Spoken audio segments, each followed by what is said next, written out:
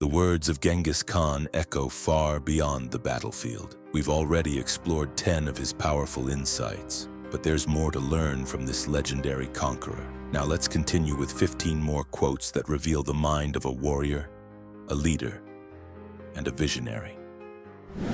Number 1. There is no good in anything until it is finished. Until something is finished, there is no value in it. It can also be seen as an encouragement to never give up on something.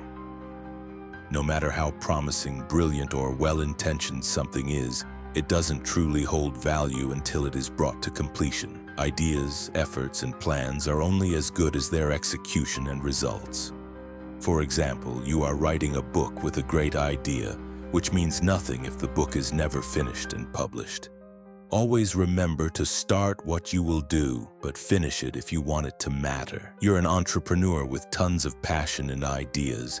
You've started a blog about tech, a fitness app with cool features. Each one has potential, and you dive in excitedly. But as soon as you hit a challenge, like debugging, marketing, or content writing, your motivation dips. You leave them 90% finished. Result: you've poured time, energy, and maybe even money into things that don't generate returns, build credibility, or serve people because they never made it to completion. Don't juggle too many unfinished goals. Choose the one with the most value or urgency and commit to finishing it before moving on. Reward yourself when you complete something, even small wins. These conditions allow your brain to associate finishing with fulfillment, not stress. Number 2. Even when a friend does something you do not like, they continue to be your friend. No matter how much you might dislike something a friend does, he will continue to be your friend. This is due to the fact that friendships are based on mutual respect and understanding. Friendships are built on the ability to tolerate each other's weaknesses, even when we might not like what they do. It means that real friendship isn't fragile. It can withstand disagreements, annoyances, or occasional mistakes. A true friend isn't perfect, may do or say things you don't like, but remains your friend because the bond runs deeper than momentary issues. You cancel the plan at the last minute. Your friend is upset, but your friend knows you have a reason, and your friend forgives you. It's important to acknowledge the inconvenience and maintain trust in your relationship. Provide a clear and truthful reason for the cancellation. Honesty fosters trust and helps your friend understand your situation. You and your longtime friend have always shared similar values. You talk regularly, support each other's careers, and even vacation together. Recently, they made a big decision. They quit their stable job to start a business, and they didn't consult you. You think it's too risky. You believe they're being impulsive. You start to feel disconnected, like maybe friendship is fading. But you remind yourself they've supported your past decisions, even ones they didn't fully understand. Disagreeing doesn't mean disconnecting. Real friendship includes respecting different life paths, even when you wouldn't choose them. Friendship isn't based on constant agreement or always liking each other's actions. It's about loyalty and understanding. Number 3. With heaven's aid, I have conquered for you a huge empire. But my life was too short to achieve the conquest of the world. That task is left for you. Genghis believed that with the help of heaven he had conquered a huge empire. However, he knew that his life was too short to achieve the conquest of the world. That task was left to his successor. You are in a group project. You are given the task of compiling the final report, and this responsibility is given because you have demonstrated strong writing skills and attention to detail. But you have been given a short deadline. So you feel overwhelmed by the task, unsure of how to begin and manage the workload effectively. To solve this problem, think wisely to do the report effectively, like dividing the report into manageable sections, such as introduction, methodology, results, and conclusion, and also just establish internal deadlines for each section to ensure steady progress. Or you have been running your business for over 20 years. You want to sell on your business because now your time is coming to an end. You're retiring. You've built something meaningful, but there's still more to be done, like systems need to be updated for the future, and new leadership must rise. Leave behind not just a vision, but a strategy. Document your values, methods, and goals so the next leaders understand the why behind your work. True leaders don't just build for themselves, they build for those who come after. Whether you're a parent, teacher, founder, or coach, your real success is shown not in what you finish, but in what continues after you. Great leaders prepare others to continue their work, and true leadership plants seeds for the future, not just for the present. Number 4, be of one mind and one faith, that you may conquer your enemies and lead long and happy lives. Conquerors have always known that one mind and one faith can achieve great things. For centuries, people have tried to find ways to be unified and work together as one to achieve success. Now, with so many different cultures and religions competing for attention, it is more important than ever to learn how to be of one mind and one faith. If you can do this, you will be able to conquer your enemies and lead a long and happy life. When people are united in purpose and belief, they become stronger, capable of overcoming even great challenges or enemies. Peace and happiness come when people are not fighting among themselves and are working toward the same goal. For example, you are part of the success team, and you know all players are talented, but your team keeps losing matches because everyone plays individually and argues over strategies. Your team lacks teamwork and poor communication. To solve this problem, all players must practice because it helps players bond, trust, improve communication, and agree on the game plan and assign roles so everyone understands their part. You're the leader of a small startup with a passionate but diverse team.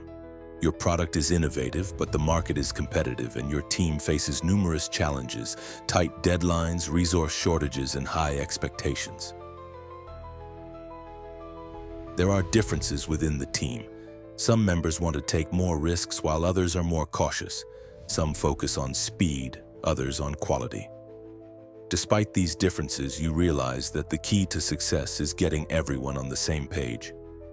You need to foster a shared vision and a unified approach to move forward effectively. Regularly revisit the shared purpose. Make sure everyone on the team understands why the company exists, what it stands for, and where it's heading. A clear, compelling vision unites people. If you want to win and live well, stop fighting each other and start pulling in the same direction. Number 5, just as God gave different fingers to the hand, so has He given different ways to men. Men were created with different strengths and weaknesses. Some are good at mathematics, while others are better at music. Some are good with words, while others excel in athletics. Differences like these make the world a richer place because everyone has a unique ability to contribute something special. You are part of the assigned task. One is good at research, another at design, someone else is great at public speaking, and another is organized and detail-oriented. Students argue because each person wants the project done their way. You and your team agree to combine their methods, understanding that no single approach is the only right one. Respecting and valuing each other's contributions, and your team finishes the project more effectively and with less stress. You and your partner are raising children, but you each have different parenting styles.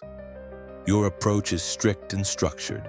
You believe in clear rules and consistency, making sure everything is in its place. Your partner, on the other hand, is much more flexible and relaxed. They focus on letting the kids explore and learn through experience, believing that too many rules can stifle creativity. There's a bit of tension between the two of you, especially when family gatherings reveal how different your children's behaviors are.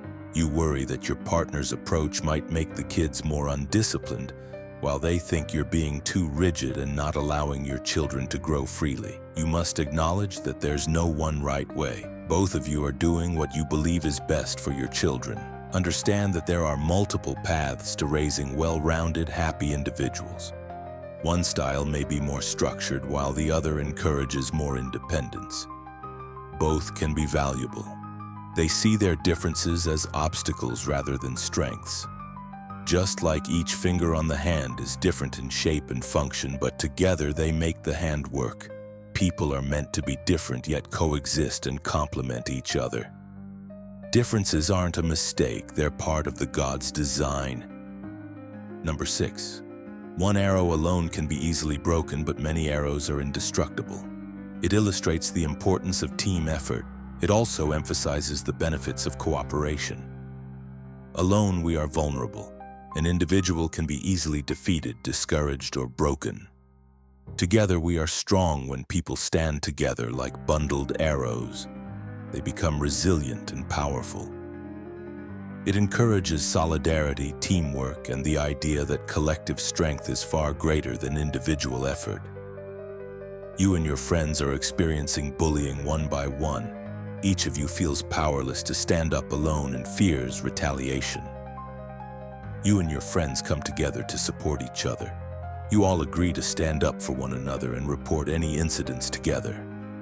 You're part of a cross-departmental team in your company tasked with launching a new product. At first, the project seemed daunting. Different team members have different expertise. Initially, each person works in isolation, leading to confusion. The product's messaging doesn't align with the design, and the engineer's work doesn't match what the marketing team expected. You realize the project will fail if each team works independently. Unity and coordination are necessary. You decide to facilitate more collaboration to ensure everyone is aligned and working together effectively. Alone, you may fall. Together, you are unbreakable. Number 7. The strength of walls depends on the courage of those who guard them. It describes the importance of having strong soldiers willing to stand up for any challenge. It is also a reminder that walls can be overcome with courage and determination. True defense or protection doesn't come from physical barriers, but from the bravery, loyalty, and determination of the people behind them. You're a business owner leading a mid-sized company. Recently, new competitors have entered the market, and they're offering similar products at lower prices. The pressure is mounting, and many employees are starting to feel insecure about the company's future. Some are even considering jumping ship for more secure opportunities, while others are worried about layoffs. Your company's reputation and market position are at risk. However, you realize that the strength of your business lies not only in the product, but in the team's resilience and their commitment to the company's vision. To protect the company from this challenge, you need to boost morale, reinforce unity, and lead with courage and determination. Strength comes from people, not structures. Number 8. Violence never settles anything. Violence only creates more violence and chaos. People who commit acts of violence usually end up getting their own way in the end, regardless of who they hurt or what they take away from the situation. This is why violence is never the answer, and it's important to remember that. Violence may temporarily silence, suppress, or overpower, but it doesn't lead to lasting peace, understanding, or resolution. True, meaningful change comes through dialogue, empathy, justice, and cooperation, not through force or destruction.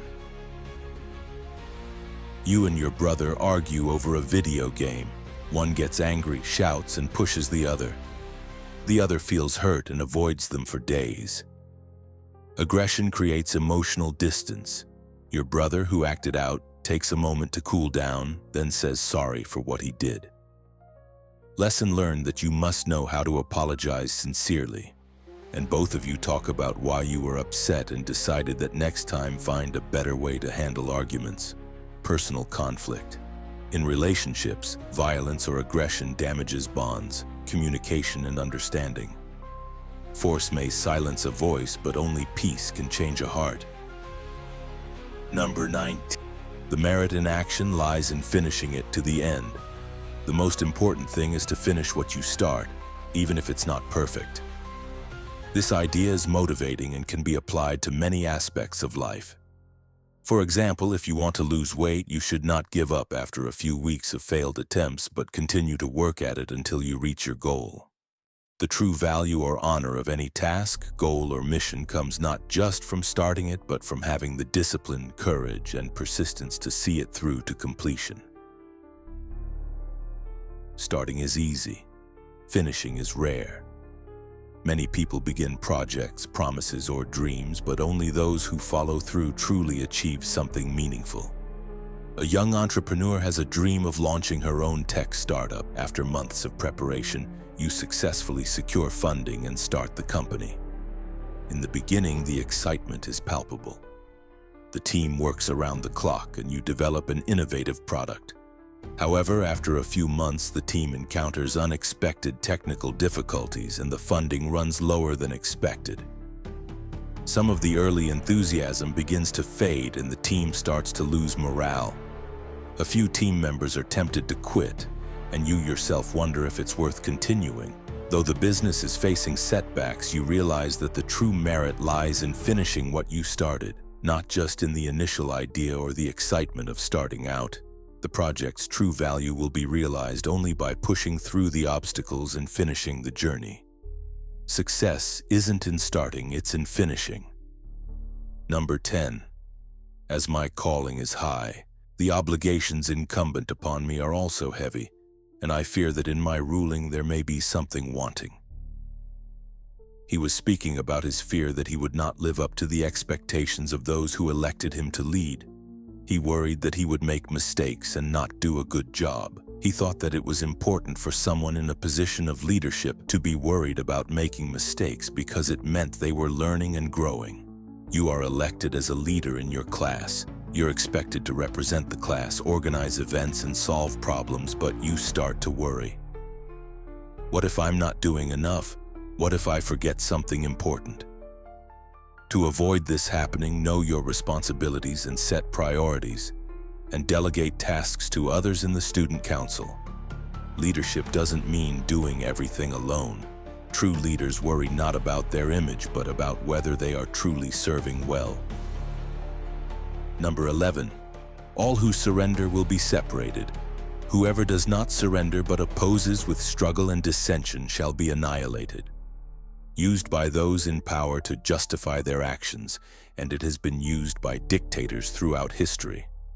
It has a strong and intense tone, and its meaning lies in the warning it gives about power, resistance, and consequences. This kind of statement might come from a military leader, dictator, or strict regime, where unity is enforced at all costs. It suggests that compliance may save your life but not your identity, and that rebellion will not be tolerated at all. It can also be interpreted as a warning against dividing forces within a movement or nation, that unity must be preserved, even though fear. You are running a business and encountering big changes in your company to move with modern times. You tell your employees new rules to follow without question, but your employees voice concerns or suggest changes. Emphasize the common goal behind the changes so employees feel part of the mission, not threatened by it. Number 12. People conquered on different sides of the lake should be ruled on different sides of the lake. This quote is often used to illustrate the idea that people from different cultures and regions should be ruled by different authorities to maintain peace and stability. Speaking of the importance of respecting cultural, regional, or social differences when governing people. You are a parent with 2 kids and helping with their homework. One child learns best by reading quietly, and the other understands better when things are explained out loud. But you, as a parent, use the same method for both reading from the textbook and only. You, as a parent, must notice if they do better with visual, verbal, or hands-on methods. Support their natural way of learning instead of forcing the same method. Not all people are the same. Those who come from different places, backgrounds, or experiences shouldn't be treated the same way. Especially in treating other people. People are different. Fairness doesn't always mean the same, it means giving each what they need to succeed. Number 13. I am the punishment of God. If you had not committed great sins, God would not have sent a punishment like me upon you. This quote reflects how powerful rulers like Genghis Khan framed their actions as inevitable or righteous, often using religion or divine will to legitimize conquest. In his eyes, the destruction he brought wasn't random. It was a consequence of the world's corruption. For example, you ignore studying for weeks, skip homework, and don't pay attention in class. On exam day, you fail the test badly. You feel upset and think, why did this happen to me? You understand the failure happened because you didn't study, not because of bad luck. Bad results often come from bad choices, but we can learn from our mistakes and do better next time. Number 14. Come and sip from the cup of destruction. The world is a dangerous place, and it seems that every day we hear about another country or city being rocked by violence. These violent incidents can have disastrous consequences not only for the victims but also for the people who are left behind. It's been said that a single drop of water can create a tsunami, and in the same way, one act of violence can cause widespread destruction. You receive your paycheck and decide to spend it all on unnecessary items, going out, shopping, eating out, etc. You think, it's fine, I'll just enjoy myself now. This is like choosing to sip from the cup of destruction. You ended up with no savings for emergencies, so you must plan how much money goes towards necessities, savings, and fun. Stick to it. Number 15. If lies can show the truth, they can be the truth. They can cause the truth, so I may build an empire on lies, but they are the truth. This quote illustrates how lying can be used to reveal the truth. Lying can show the truth because it can expose lies that were previously hidden. It can cause the truth because it can help people realize what they should have known all along. This enables people to build empires based on truths that they previously ignored. You cheat on a test by copying answers from a friend. You pass the test and feel like you've succeeded. The lie, cheating, leads to a good grade, and for a moment it feels like the lie is the truth. You are successful. Your success is temporary and dishonest. You must spend time studying even if it's tough. Real success comes from effort. Please drop your comments below if you like this video, and don't forget to like, share, and subscribe.